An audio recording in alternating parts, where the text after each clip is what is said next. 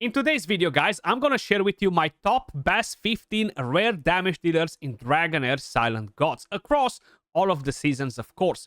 Now, I gotta be honest, most of these characters are characters from Season 1. Only a couple of them are part of Season 2 or Season 3. We haven't really got so many insane rares, to be honest.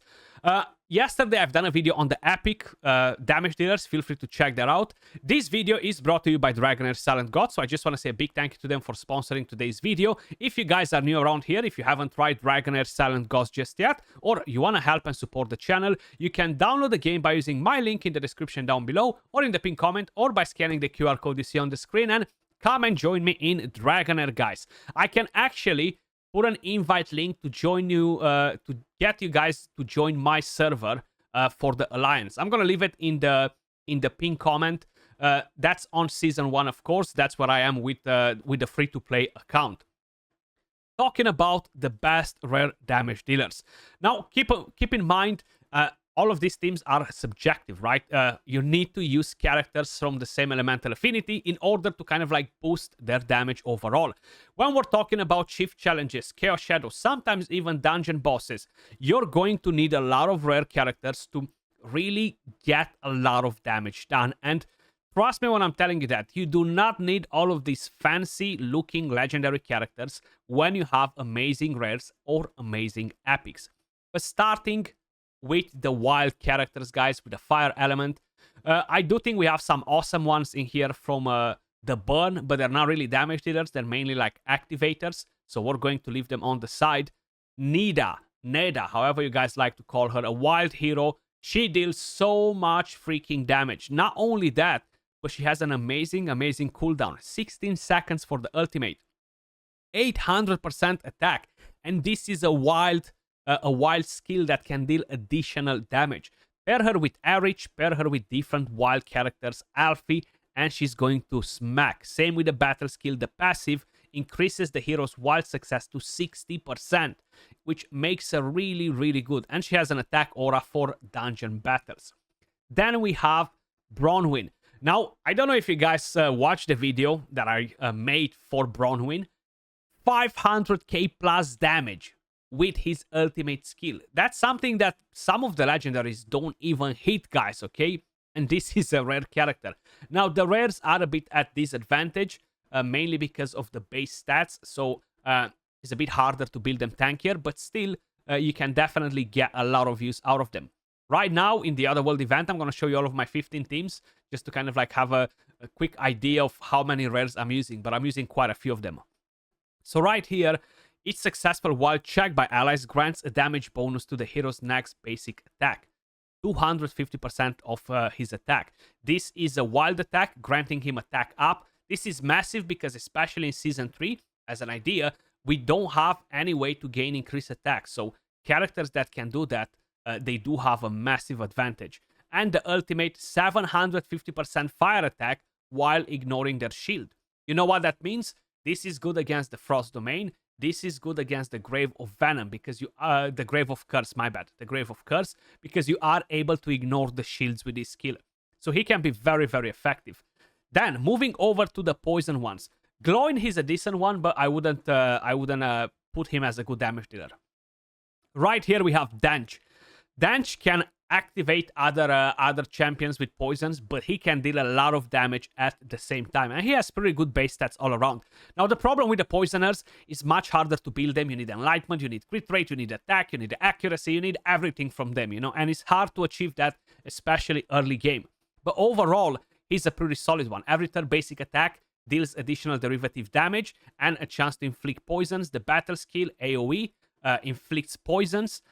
Then you have the ultimate AoE, sprays poisonous mist to the area, dealing damage and derivative damage. And this, of course, has a chance to inflict poisons too.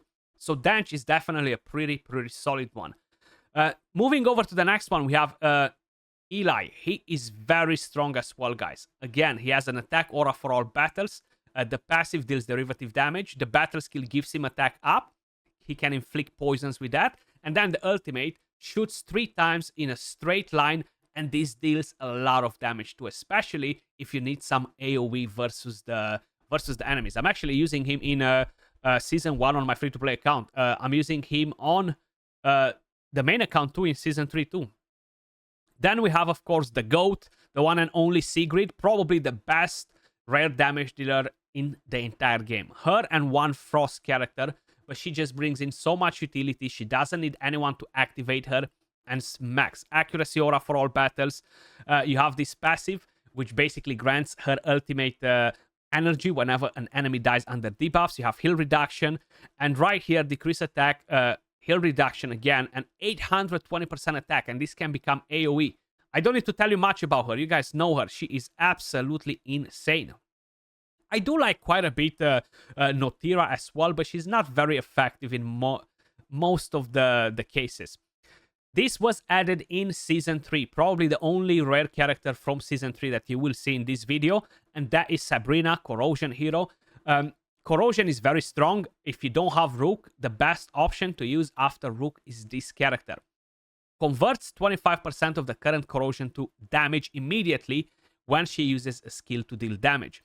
The battle skill, of course, deals damage, bounces, she puts Corrosion on the enemy. The ultimate as well, AoE, gains increased attack, and then she deals damage. It's crazy seeing that most of the rares gain increased attack, and then the rares, then the epics and the legendaries don't, right? So far, quite a few rares that we've mentioned here gain increased attack, which is nice to see. Moving over to Dauntless, we have Vanny.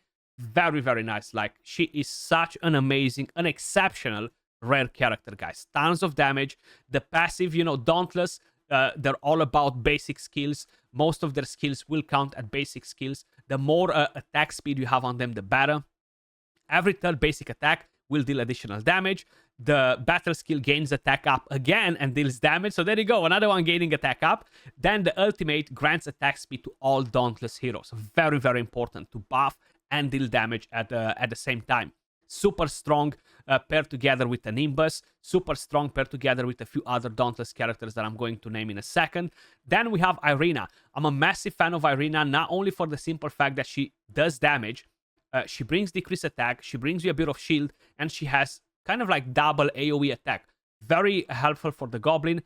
In Arena, if you need her on a stun set for the Feymander, for the Pillar of Trials, you are going to get value out of her. Moving over to the next one, guys. I'm talking about Yagnats, another Dauntless hero, throwing his spear, dealing good damage. Every third basic attack deals damage and gains attack speed up for 5 seconds. The battle skill deals damage. This is considered a basic attack. And the ultimate, again, deals pretty good damage. And this skill is considered a basic attack. So there are quite a few solid Dauntless rare characters. Then we have Hog on the list as well. Another character that can deal pretty good damage. You have attack speed in dungeons. Then you have attack speed up for 15 seconds whenever an enemy dies. The battle skill deals damage, and this is considered the basic attack. And the ultimate gains attack up again, and this will ignore defense too. So this is a pretty nice one. So many gain increased attack. I actually forgot about all that. That's very, very nice thinking about it. Altair, another awesome Dauntless. So right here, I just made you a team of 4 Dauntless rare characters that will just mash anything apart, you know. They will deal very good damage. Now, Dauntless are not very good against Arena, in Arena, unless you have some of the big boy legendaries. Attack speed in all dungeon battles. Then you have the passive when dealing damage. The hero gains attack speed up for 5 seconds. Then the battle skill. For 8 seconds after the first skill cast, each basic attack inflicts extra damage. And the ultimate shoots 3 crossbow bolts to the enemy, each dealing damage. Every 1% attack speed they have will grant 1% damage bonus. So this is what really makes this character stand out. This is what really brings out a lot of damage from him. Then we have, from the Radiance, guys, Welby. Is honestly an absolute monster. He deals so much damage. You do need Rally in order to kind of like maximize his damage and stuff. When gaining Rally grants attack up to the hero and one other ally. Man, all of the rares gain increased attack. Can we get some on the epics too, please? Deals attack radiant damage to the enemy with a chance of granting Rally on a random ally. And the ultimate AoE, 700% attack.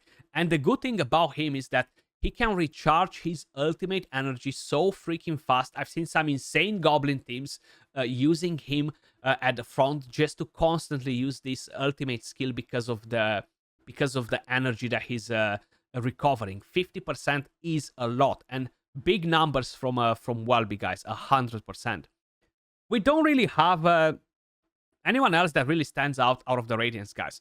But talking about the Frost characters, the Ice, Usha, she is the second best damage dealer in the game after Sigrid. Probably she does deal more raw damage, but she doesn't really bring utility, so that's why I'm ranking Sigrid first. She is a melee character, right? You have a max HP aura in dungeons. The passive, every second basic attack at an enemy under Frost deals double damage. Double the damage. The battle skill gains attack speed up, and the ultimate slashes forcefully twice, each dealing 400% damage, with a chance of inflicting Frost. Now, if you are attacking an enemy under Frost, she's going to repeat this skill, dealing 1600% attack. Disgusting damage. Last season, in Season 2, I used her versus the Mecha Torque so much, and she was absolutely brilliant, guys. The AoE dropping that much damage was just nuts. Seeing her, how she can pop off, like literally a lot of damage. Then we have the only character that was added in Season 2. So, as promised, one for Season 2, one for Season 3. As a good damage dealer, and that is Nord, an Ice Blast character. Not only that he's a good activator, but he can bring in a lot of damage versus the Chaos Shadow, the Chief Challenges, even the Temporal Vortex, guys. So with the passive, basically he gains Ice stacks. He will grant a stack of Ice Crystal to the Blast ally with the highest attack. Then the battle skill strikes an enemy twice, dealing cold damage. It's all about the battle skill with these characters. That's what will bring the most damage. But the ultimate has AoE damage. Again, I used him versus the Mecha Torque just because of this AoE, guys. And he performs super, super well. 700% attack damage. And he has a chance of gaining a stack of Ice Crystal. Definitely do not sleep on any of these rare characters, guys. You can build multiple teams, spread them around with epics, with legendaries to kind of like allow you to create core teams and have support, have enablers, and you will get amazing, amazing results. And for the final one, guys, number 15 is going to be a summoner, and that is Theo. Yes, Adri, is nice. She doesn't really bring that much damage as a support, but Theo can bring in a lot of damage. So you have attack aura in all battles, 30%. Upon an ally's death, summons a corpse at their fallen position for 15 seconds. The battle skill again deals damage to enemies within range and summons a corpse. And the ultimate sacrifices all corpses the hero summoned and deals 550% attack damage. The more corpses that are sacrificed, the higher the damage. And this is AoE. That's what we have for top 15 best rare damage dealers in Dragonheir Silent Gods. If you guys have a different opinion, or if you guys think that I missed anyone, please let me know in the comments down below. Keep in mind, I'm talking about raw damage rather than having support that deals a bit of damage next to the utility, right? So just to kind of like get a better idea on what you should focus when you are building up your teams for these guys. But that was all for this video. Thanks again to Dragonheir for sponsoring today's video. If you guys want to download Dragonheir Silent Gods, you can click on the link in the description down below, or in the pinned comment, or by scanning the QR code you see on the screen. I'll catch you all in the next one. Peace.